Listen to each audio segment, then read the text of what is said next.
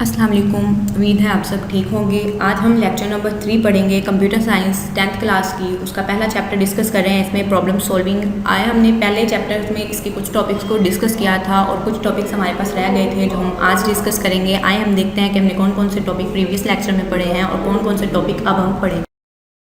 Previous lecture में हमने जो डिस्कस किया था वो था प्रॉब्लम, कि प्रॉब्लम क्या होती है। प्रॉब्लम आपको उर्दू में बताया गया था, किसी मसले को कहते हैं और कंप्यूटर लैंग्वेज में किसी सॉफ्टवेयर को कोई भी मसला या प्रॉब्लम कहते हैं। और मैंने डेफिनेशन पढ़ी थी प्रॉब्लम की क्या था, कि आप किसी भी सॉफ्टवेयर को प्रोसेस करते हो या किसी भी मसले को या किसी भी चीज़ को जब आप प्रोसेस करते हो और उसके बाद वो आपको कोई स्पेसिफिक आंसर दे देता है तो उसको आप प्रॉब्लम कहते हो। इसकी एग्जाम्पल मैंने आपको दी थी फिजिक्स के न्यूमेरिकल। वो अनसॉल्व्ड होते हैं तो उनके ऊपर प्रॉब्लम लिखा होता है और फिर आप उसको स्टेप बाय स्टेप करके सॉल्व कर लेते हो। इसके बाद हमने पढ़ा है प्रॉब्लम सॉल्विंग। प्रॉब्लम सॉल्विंग में हमने पढ़ा था कि किस तरह से आप किसी मसले को हल कर सकते हो, यानी कि किसी कंप्यूटर लैंग्वेज के अंदर किसी सॉफ्टवेयर को कैसे आप डेवलप कर सकते हो।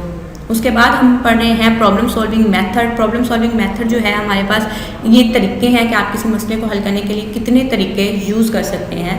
तो इसमें हमने 9 तरीके पढ़े थे, जिनमें सबसे पहला हम डिस्कस कर चुके हैं जो कि है हमारे पास प्रॉब्लम आइडेंटिफिकेशन। प्रॉब्लम आइडेंटिफिकेशन में हमने पढ़ा था कि आप किसी मसले की शनाख्त किस तरह से करते हैं।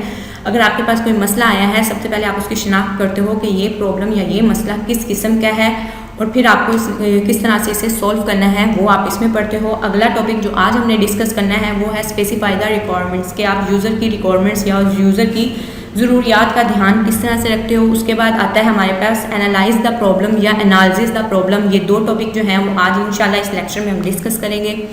आगे इसके बाद आने वाले लेक्चर्स में हम जो डिस्कस करेंगे, हमारा पहला टॉपिक उसमें होगा design algorithm and draw the flow chart. उसके बाद हम डिस्कस करेंगे राइट प्रोग्राम, यानी कि प्रोग्राम को लिखना या उसकी कोडिंग करना, test and debug the program. उसके बाद हम देखेंगे इम्प्लीमेंट द प्रोग्राम। उसके बाद हम देखेंगे maintain and update the programme.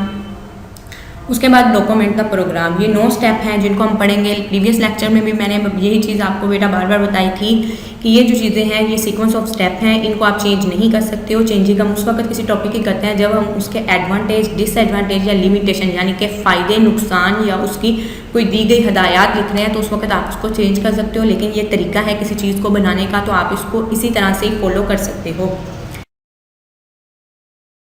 Specify requirement. Specify requirement को हम डिस्कस आगे करने से पहले मैं आपको बता दूं, स्पेसिफाई रिक्वायरमेंट्स को उर्दू में कहते हैं ज़रूरियात, यूज़र की ज़रूरियात। इसमें ये आपका दूसरा स्टेज है। किसी भी मसले को हल करने के तरीके में दूसरा स्टेज होता है। इसमें क्या होता है, वो कहते हैं सबसे पहले आपको पता होना चाहिए कि यूज़र की जो प्रॉब्लम है वो है क्या और यूज़र आपसे चाहता क्या है, वो क्या चाहता है, what he want to do, वो आपसे क्या चाहता है कि आप किस तरह के प्रॉब्लम को बनाओ। इसके बाद हम स्पेसिफाई रिक्वायरमेंट में क्या करते हैं, सबसे पहले आपको ये चीज़ समझाने से पहले मैं आपको डिस्कस कर दूं कि यूज़र हमसे क्या चाहता है, उस चीज़ के बारे में हम क्या जानेंगे।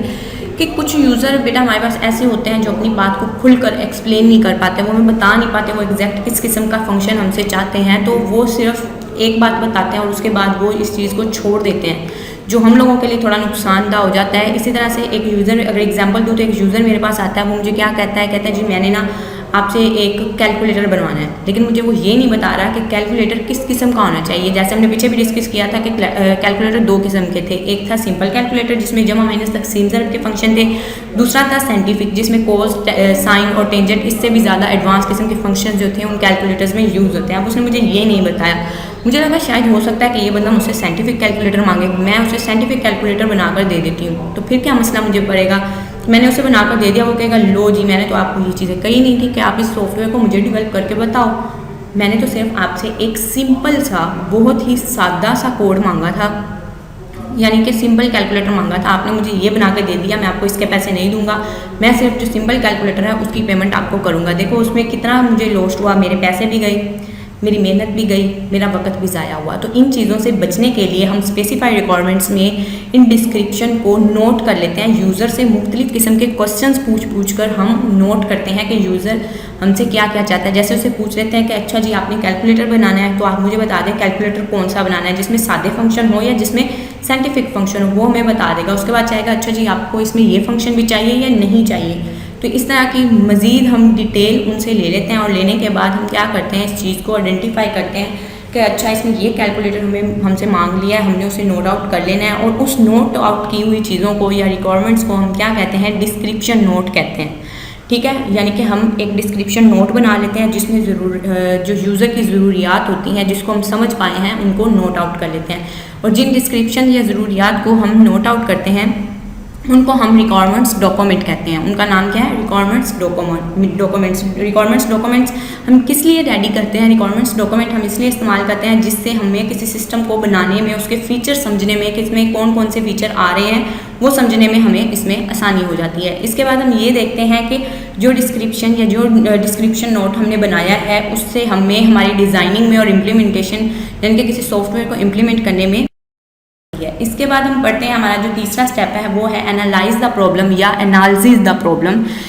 इसका मतलब इसको डिस्कस करने से पहले सबसे पहले आपको इसका मतलब पता होना चाहिए। तो सबसे पहले एनालाइज द प्रॉब्लम का मतलब होता है तज्जिया करना। एनालाइज का या एनालिसिस का मतलब होता है तज्जिया करना, किसी मसले का हल निकालना, यानी कि किसी मसले को छोटे छोटे हिस्सों में तकसीम करने का नाम तज्जिया या एनालाइज या एनालिसिस है। ठीक है, आइए हम पढ़ते हैं। ये हमारे पास तीसरा टॉपिक है, ये तीसरी स्टेज है किसी मसले को हल करने के लिए हम जो यूज़ करते हैं। उसके बाद हमारे पास आता है इसमें कि इस स्टेज में कोई भी प्रॉब्लम जो है, कोई भी हमारे पास बड़ी प्रॉब्लम आई है, हम उसको छोटे छोटे हिस्सों में यानी कि उसको सब प्रॉब्लम्स में तकसीम कर लेते हैं।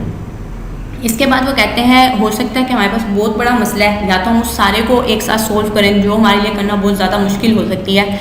तो इसीलिए हम हर मसले के छोटे छोटे हिस्से बनाकर अलग अलग करके उसको हल करते हैं। जैसे मेरे पास 1000 से ज़्यादा लाइन का एक प्रोग्राम है, उसको मैं एक साथ सोल्व करने की बजाय मैं क्या करूँगी, उसके छोटे छोटे हिस्से बनाकर उसको सोल्व करूँगी और वो मेरे लिए करना आसान होगा।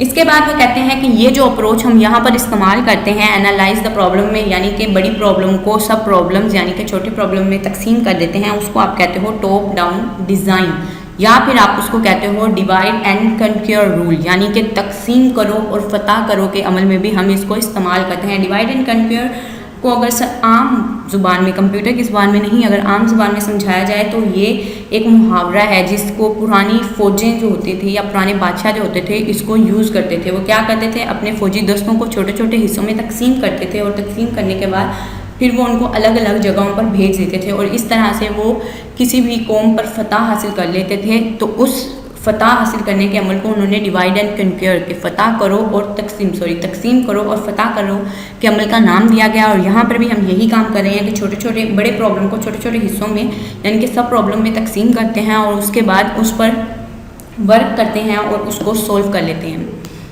आगे हम इसमें पढ़ते हैं, वो कहते हैं कि क्या किसी भी क्वेश्चन की जो अप्रोच है या हमें किस किस्म के क्वेश्चंस इसमें करने चाहिए और कौन से राइट क्वेश्चंस हो सकते हैं वो हम इसमें देखेंगे। इसमें पॉसिबल जो क्वेश्चन पूछे जाते हैं वो 5 हैं। वो 5 कौन कौन से क्वेश्चंस हैं वो हम पढ़ते हैं। How many solutions are there to give in the problem, कि आपकी दी गई प्रॉब्लम में कितने किस्म के सोल्यूशन, मतलब कितनी टाइप के सोल्यूशन जो हैं वो हमें अवेल हो सकते हैं। उसके बाद इनमें से सबसे बेहतरीन सोल्यूशन इसमें कौन सा हो सकता है। इसके बाद हम पढ़ेंगे क्वेश्चन हमारे पास जो आएगा वो आएगा कि क्या हमारी कोई भी मसला या प्रॉब्लम आई है आप इसको कंप्यूटर पे हल कर सकते हो। उसके बाद हमारे पास आ जाता है कि इसमें इनपुट क्या है और आउटपुट क्या होती है।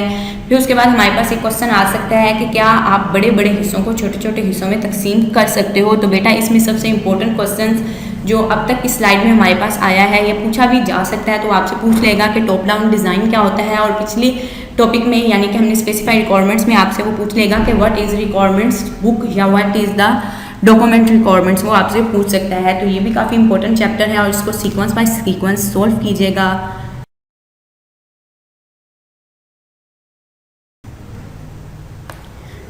Thanks for watching. अल्लाह।